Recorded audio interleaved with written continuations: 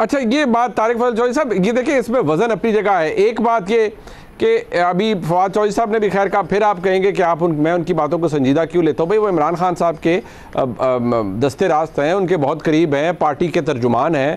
اب وہ کہتے ہیں نہیں کہ اچھی بات ہے معیشت کے حوالے سے آرمی چیف کی گفتگو بہت اچھی ہے، لیکن وہ کہتے ہیں کہ سیاست میں کے قریب نہ ہونا یا سیاست کے ساتھ کوئی لین دین نہ رکھنا یہ موجودہ آرمی چیف کی خواہش ہو سکتی ہے، لیکن یہ حقیقتاً پاسبل نہیں ہے.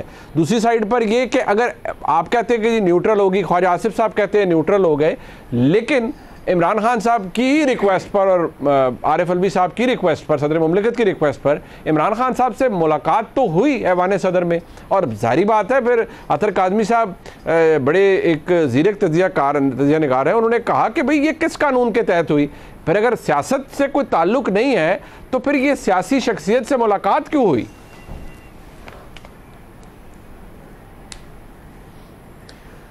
دیکھیے ہر دور میں سیاستدانوں کا یہ مطالبہ بھی رہا ہے اور آپ یہ کہیں خواہش بھی رہی ہے کہ ہر ادارہ اپنی آئینی حدود کے اندر رہ کے کام کرے، فوج سیاست میں مداخلت نہ کرے.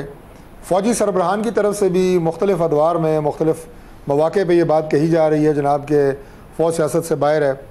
لیکن پاکستان ہو یا دنیا کے دیگر ممالک ہوں، امریکہ ہو، برطانیہ ہو، کوئی بھی سپر پاورز، اسٹیبلشمنٹ کا رول بہرحال ہوتا ہے اور اس کو آپ ڈینائی نہیں کر سکتے. جہاں تک آج کے معاملات کا تعلق ہے، عمران خان صاحب کبھی تو اسٹیبلشمنٹ کی طرف آپ یہ کہیں کہ بڑے ایک پیش پہ ہیں ہم، اور جناب ہم مل کے یہ کر رہے ہیں، اور عمران خان صاحب تو بڑے آپ یہ کہیں کہ اس بات پہ بڑی خوشی محسوس کرتے تھے، ان کے دیگر وزراء اس بات پہ بڑی خوشی محسوس کرتے تھے اور کہا کرتے تھے کہ ہمیں تو فوج کی مکمل سپورٹ حاصل ہے، کہ ان کے سارے بیانات موجود ہیں. آج انہیں نیوٹرل ہونے پہ بھی اعتراض ہے اور اس حوالے سے وہ الفاظ جو انہوں نے اسٹیبلشمنٹ، افواج اور ان کے سربراہان کے حوالے سے جو الفاظ استعمال کیے ہیں وہ ایسے ہیں کہ جو کم از کم میں ٹی وی کے اوپر دہرانا بھی مناسب نہیں سمجھتا. یہ تو ہے عمران خان صاحب کی اور ان کی جو اسٹریٹجی ہے اور جو ان کی پالیسی ہے اس کی حقیقت. ٹھیک ہے. باقی یہ کہنا جناب کہ عمران خان صاحب کچھ کارڈز دکھا رہے ہیں، کچھ شو اور کر رہے ہیں، میسج کسی اور کو دے رہے ہیں اور پورا دینا چاہتے ہیں اور وہ پتے دکھا رہے ہیں نہیں دکھا رہے، ایسی کوئی بھی بات نہیں ہے. عمران خان صاحب نہ اس پائے کے سیاستدان ہیں، نہ کوئی اتنے بڑے ریفارمر ہیں اور نہ کوئی اتنے بڑے اسٹریٹجک پلانر ہیں. وہ ایک بہترین کھلاڑی تھے، بہترین کپتان تھے کرکٹ کے. ایک میدان کا ہیرو ہر میدان کا ہیرو نہیں ہوتا. اب ان کے پیچھے کیا کہانیاں چل رہی ہیں، ان کو لوگ کیا کیا مشورے دے رہے ہیں، ان کے تھنک ٹینکس ہیں، کیا معاملہ ہے، یہ بالکل ایسے ہی ہے منصور صاحب کہ وہ ایک شیر جنگل میں جا رہا تھا، بکری نے اس کا راستہ روکا، اس نے کہا واپس چلے جاؤ، واپس چلا گیا.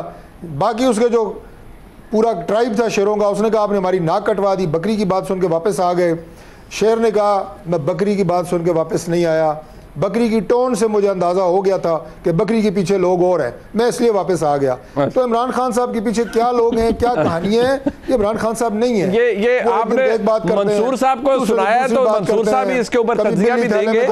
کبھی بلی تھیلے سے باہر. ڈاکٹر صاحب ایک بات یہ ذرا مجھے بتا دیجئے کہ آپ نے کوئی خصوصی تیاری کر رکھی ہے؟ رانا ثناء اللہ صاحب نے، انہوں نے کہا کہ آؤ تو صحیح اسلام آباد آپ کا مطلب علاج کریں گے اور سب کچھ کریں گے. وہ ذرا سوچ لیجئے گا، عمران خان صاحب آپ بہت پاپولر ہیں، وہ پہلے والے حالات نہیں ہیں، وہ 2018 سے بھی زیادہ پاپولر ہیں، 2014 سے بھی زیادہ پاپولر ہیں. تو اگر بندے وہ لے آئے تو لگ پتہ جائے گا، پھر کیا کریں گے چوہدری صاحب؟ جنرل مشرف کو اس کے کسی دوست نے کہا کہ آپ کے فالوورز انسٹا پہ اور فیس بک پہ ان کی تعداد کروڑوں میں چلی گئی ہے، تو کروڑوں میں سے اگر آپ پاکستان لینڈ کریں گے تو لاکھوں تو نکلیں گے. لیکن جب وہ تشریف لائے تو وہ میرا خیال ہے کہ 1000 بندہ بھی وہاں پہ موجود نہیں تھا. یہ سوشل میڈیا کی جو بات یہ چوہدری صاحب یہ زیادتی آپ عمران خان صاحب کو مشرف صاحب سے کمپیئر تو نہ کریں نا. عمران خان صاحب نے ثابت کیا سر انہوں نے تو ثابت کیا نا. ابھی میں آپ کو ہسٹری بتا رہا ہوں. ابھی آپ کے پروگرام میں ہی یہ بات ہو رہی ہے نا کہ جب بات 25 لاکھ لوگ لاؤں گا 25,000 بھی نہیں آئے. یہ بھی آپ کے پروگرام میں نا, کس نے کی؟ منصور صاحب نے کی, آپ نے کی, عطر صاحب نے کی, ابھی کی نا. میں نے آپ کو بتایا کہ آخری جلسے میں کیا دعوے تھے, کتنے لاکھ لائیں گے, کتنے ہزار تھے. سارا منصوبہ منصور صاحب کا. یہ کہانیاں جو ہیں یہ چلتی رہی ہیں, آپ اس کو چھوڑیں. لیکن I have said that very clearly کہ ہم اپنی ذمہ داری پوری کریں گے, پوری قوت اور طاقت سے اسلام آباد کے اوپر یلغار کو روکیں گے. اچھا, احتجاج کرنا چاہے موسٹ ویلکم. میں بالکل اپنی پارٹی کے بیہاف پہ کہہ رہا ہوں, رانا صاحب کے بیہاف پہ کہہ رہا ہوں کہ احتجاج کرنا چاہیں, ان کا آئینی حق ہے. بات کریں کہاں بیٹھیں گے, 6 مہینے بیٹھیں, موسٹ ویلکم. لیکن آپ اپنا آئینی حق استعمال کر کے ہمارے اسلام آباد کے شہریوں کا آئینی حقوق کو سلب نہیں کر سکتے. اس کے لیے حکومت ضرور آپ کا راستہ روکے گی اگر آپ نے یہ راستہ اختیار کرنے کی کوشش کی. اچھا منیب بھائی, صرف ایک لائنر اس میں ایڈ کرنا چاہوں گا. ڈاکٹر صاحب نے کہا کہ عمران خان سیاستدان ہی نہیں ہے, اور اسی قسم کی بات گزشتہ روز مریم بی بی نے بھی کہی کہ ایک کھلنڈرے کو آپ نے وزیر اعظم بنا دیا.